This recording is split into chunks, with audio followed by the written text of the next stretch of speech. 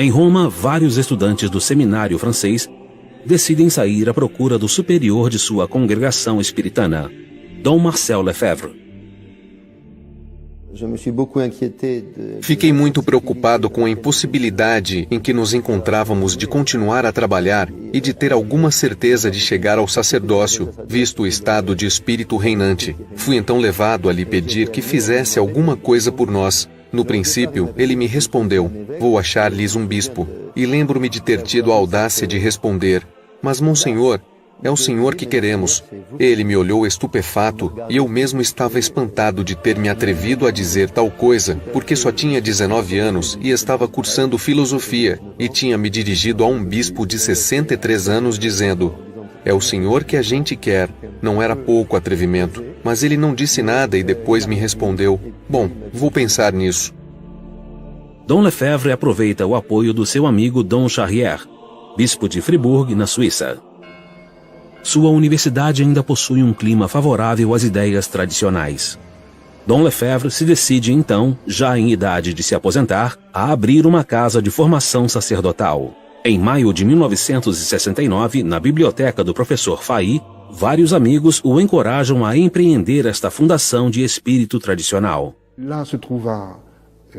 Lá encontrava-se o padre Marie-Dominique Philippe, dominicano, o abade de Haute-Rive, cisterciense, o Dr. Fahy. E então ouvi esses senhores conversando sobre a situação da igreja, sobre a situação do sacerdócio, e todos, particularmente o padre Marie-Dominique Philippe, encorajando-o a criar alguma coisa em Fribourg, sob sua própria autoridade.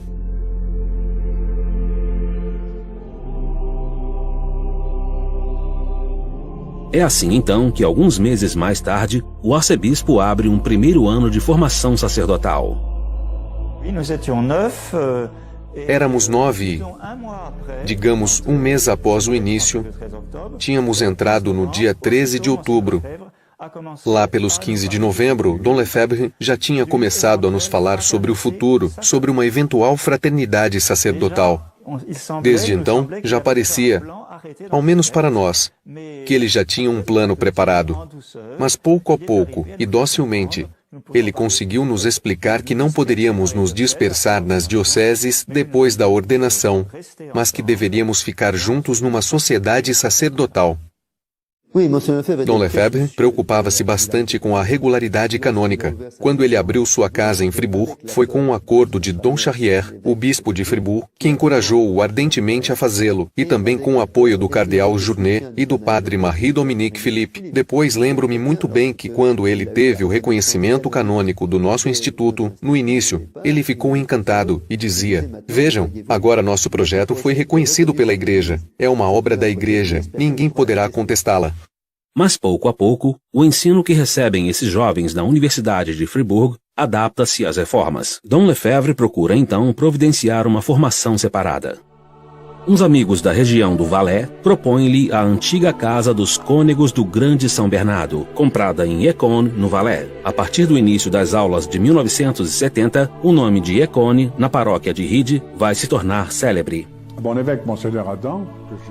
Meu bispo, Dom Adam, a quem fui consultar, é claro, disse-me: ah, sim, é preciso, senhor padre, é preciso que o senhor tenha relações com eles, é preciso convidá-los, e se eles convidam o senhor, vá ter com eles. Foi o que fiz, e de tal maneira que por 2 vezes levei Dom Adam pessoalmente a Écône para encontrar Dom Lefebvre, e a cada vez ele dizia: ah, é mesmo a providência, é uma obra de Deus, estou contente. Apesar da imposição do novo rito da missa, Dom Lefebvre decide formar seus seminaristas com um antigo missal.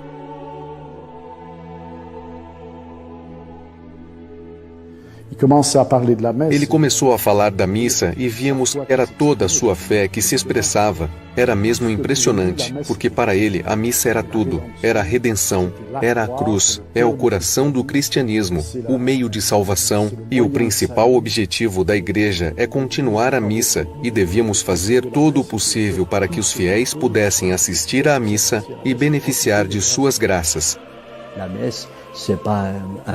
A missa não é um momento de encontro com as pessoas. A missa é, antes de tudo, o sacrifício que oferecemos a Deus para a remissão dos pecados. E o padre é feito para isso.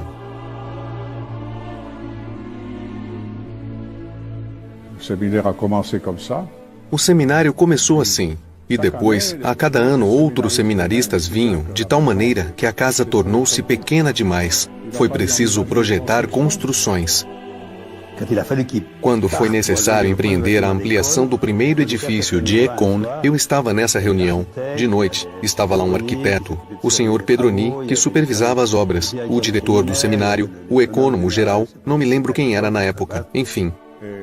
E ele dizia: não posso continuar, já não tenho meios.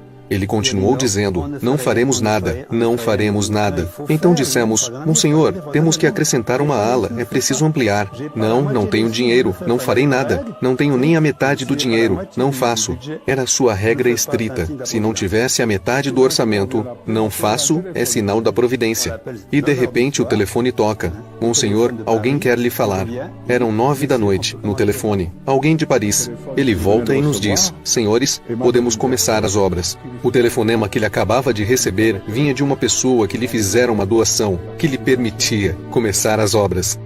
Em alguns meses, Dom Lefebvre consegue formar dezenas de sacerdotes num espírito tradicional. De Roma chegam-lhe cartas de encorajamento da parte de cardeais. A fraternidade São Pio X é completamente aprovada. Evidentemente, o episcopado francês percebeu imediatamente o perigo representado por esse seminário que formava padres unicamente para a missa tridentina e que recusariam a nova missa. E foi particularmente Dom Etchegaray que montou logo em seguida a primeira oposição, declarando o seminário de Écône ser um seminário selvagem.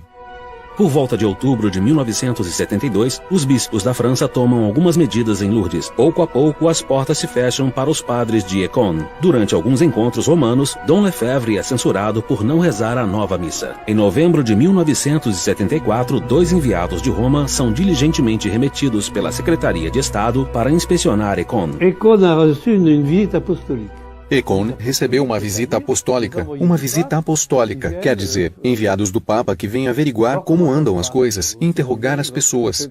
É um procedimento canônico normal. Pode-se fazer uma visita apostólica a uma diocese ou a um mosteiro. Sim, é isso. E então Dom Lefebvre volta depressa ao seminário, reúne sua gente, faz uma conferência, diz o que é uma visita apostólica, acalma todo mundo e espera o dia seguinte. No dia 11 de novembro, chegam Onclame e Deschamps. Lembro-me muito bem, a gente esperava passeando pelo grande corredor com Dom Lefebvre, e ele me disse, porque sabia que era o começo das complicações com Roma, preferiria morrer a ver-me em oposição com Roma. Mas Dom Lefebvre fica profundamente escandalizado com estes 2 representantes do Papa.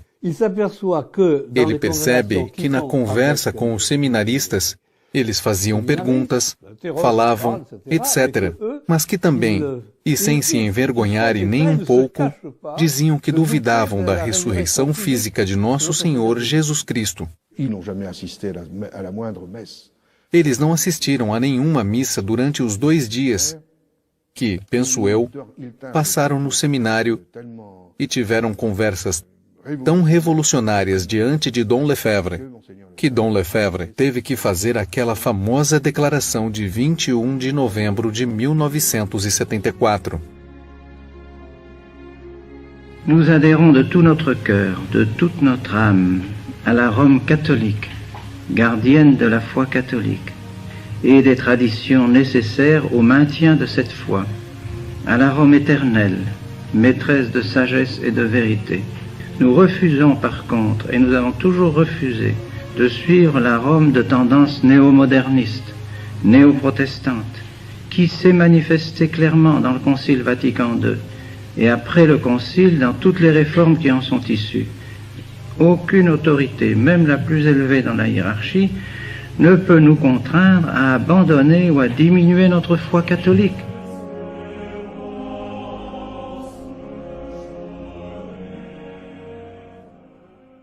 Na igreja, as palavras de Dom Lefebvre causam comoção. Ele é convocado a Roma, recebido pelas autoridades e pelo cardeal Garron. Vem a sanção. A fraternidade já não existe. Então, era a supressão do seminário, supressão da fraternidade sacerdotal São Pio X, a despedida de todos os seminaristas do seminário de Écône. Em 75, tudo estava resolvido, mas eles se esqueceram da determinação e da força de alma de Dom Lefebvre. O bispo se vê confrontado a uma escolha grave. Ele decide, no entanto, atender ao pedido de todos os seminaristas e, apesar da proibição, continua a obra de Écône. Em suas conferências, ele se dirige a Roma para explicar sua escolha. Mais que faire devant les orientations qui sont données et qui nous viennent du Vatican, qui nous viennent de Rome et qui nous semblent contredire explicitement les affirmations qu'ont faites d'une manière officielle et publique vos prédécesseurs. Nous sommes donc devant un dilemme crucifiant où nous vous suivons totalement, complètement, et nous suivons tout ce que Rome nous demande de faire depuis le Concile, et nous nous éloignons de vos prédécesseurs, ou nous suivons vos prédécesseurs et nous avons l'impression de nous éloigner de vous. Ele disse várias vezes, foi porque os seminaristas vieram ter comigo e me pediram para receber uma formação. Foi por causa dos pais de família que me disseram, não abandone os nossos filhos, eles querem ser padres e têm direito a uma boa formação. E depois, se ele consentiu em enviar padres um pouco por todo o canto, foi porque havia fiéis que pediam a Santa Missa de sempre, que pediam para receber os sacramentos. Sempre foi esta, penso eu, a linha de conduta de Dom Lefebvre. Respondemos às necessidades dos fiéis. E ele se preocupava tanto mais com a regularidade canônica, quanto mais se dava conta de que justamente precisava se opor a certas diretivas de Roma. Queria por todos os meios, como ele mesmo dizia, que era necessário rezar pelo Papa no cânon da missa, pelo bispo da diocese, sempre recusando as teses sedivacantistas, de modo que era o seu cuidado primordial. E é por isso que ele ia a Roma cada vez que lhe pediam explicações, porque dava muita importância a essa união com Roma. Sempre que as coisas podiam ser feitas segundo as normas, tínhamos que respeitá-las. O estarmos em crise não quer dizer que tudo é permitido. E mais, como ele mesmo dizia, os superiores existem para o bem e não podem nos impedir, ou não podem impedir que os fiéis tenham a Santa Missa, que recebam os sacramentos, de modo que não se pode utilizar o direito canônico contra o bem dos fiéis. É por isso que ele considerava que há momentos em que somos dispensados. É o que chamamos de estado de necessidade da Igreja. Referimos-nos ao princípio superior, e sabemos que o princípio superior das leis da Igreja é a salus animarum, a salvação das almas, e nada nos pode impedir de salvar as almas. Em 29 de junho de 1976, Dom Lefebvre procede, como nos anos anteriores, às ordenações sacerdotais em Écône. Ele é imediatamente sancionado pela suspensão ad vinis. A princípio, já não pode administrar os sacramentos. On m'a mis dans les mains un missel nouveau, en me disant, voilà, la messe que vous devez célébrer, et que vous célébrerez désormais dans toutes vos maisons. On m'a dit également que si, en cette date, aujourd'hui, ce 29 juin, devant toute votre assemblée, nous célébrions une messe selon le nouveau rite, tout serait aplani désormais entre nous et Rome. Or, il est évident que ce rite nouveau est sous-tendu, si je puis dire, suppose une autre conception de la religion catholique, une autre religion. Ce n'est plus le prêtre qui offre le saint sacrifice de la messe, c'est l'assemblée. Or, ceci est tout un programme, tout un programme. Désormais, c'est l'assemblée aussi qui remplace l'autorité dans l'Église. C'est l'assemblée épiscopale qui remplace le pouvoir des évêques. C'est le conseil presbytéral qui remplace le pouvoir de l'évêque dans le diocèse. C'est le nombre qui commande désormais dans la Sainte Église. Et ceci est exprimé dans la messe précisément parce que l'Assemblée remplace le prêtre, à tel point que maintenant beaucoup de prêtres ne veulent plus célébrer la Sainte Messe quand il n'y a pas d'Assemblée. Tout doucement, c'est la notion protestante de la messe qui s'introduit dans la Sainte Église. Si j'ai persisté dans cette attitude, c'est parce que je crois à mon bon droit. Devant la persécution qui m'est faite, je n'ai jamais pu, à vrai dire, me défendre. Il n'y a jamais eu un procès en bonne forme. C'est vrai, c'est toujours pénible d'être en difficulté avec les autorités et je n'ai qu'un souhait, c'est de rentrer en bonne relation avec elles. Mais je me sens appuyé, je dirais, par 2000 ans de chrétienté, 2000 ans de l'Église et par conséquent, j'ai même l'impression que ma position est plus confortable que la leur. Eux se basent sur une Église qui a débuté depuis le Concile Vatican II. Moi, j'ai 2000 ans d'Église derrière moi.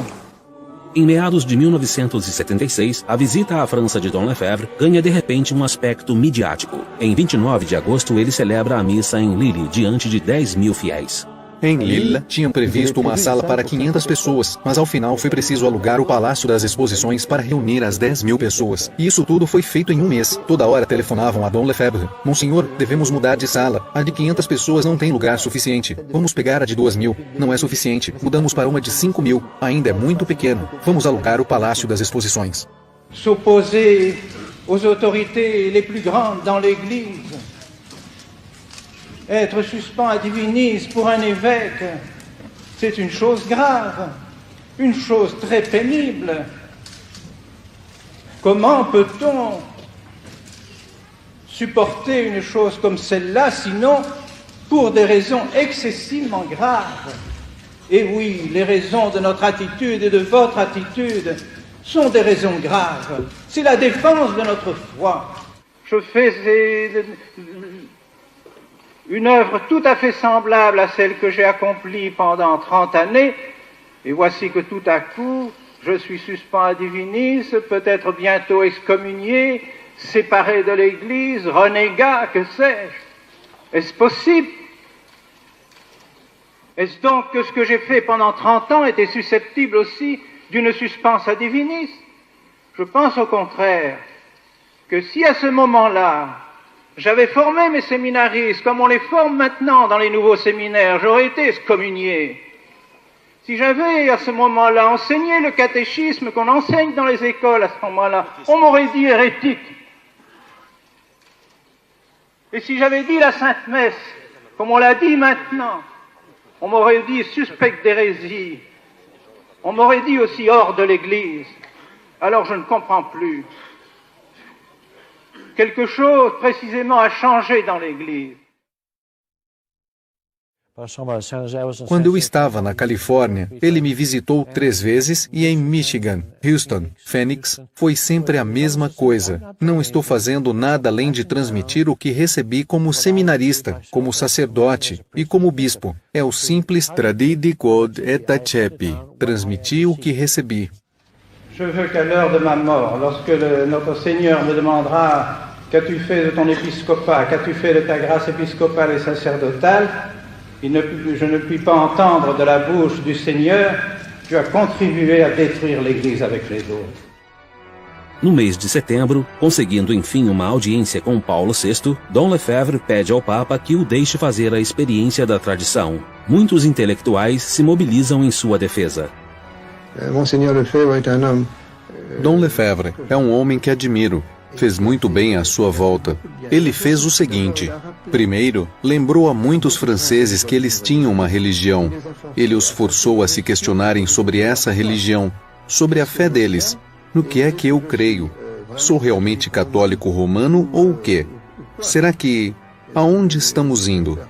Dom Lefebvre é muito apegado à missa dita de São Pio V, que não é de São Pio V.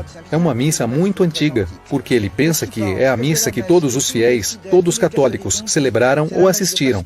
É a missa de Pascal, é a missa de São Cura d'Arce. do Padre Foucault. Ele não entende que todas sejam permitidas. Muitas outras missas, muitos outros ritos, menos um rito. O rito da Santa Missa de sempre, de tantos séculos. De modo que eu penso muito naturalmente, eu diria respeitosamente ao Papa.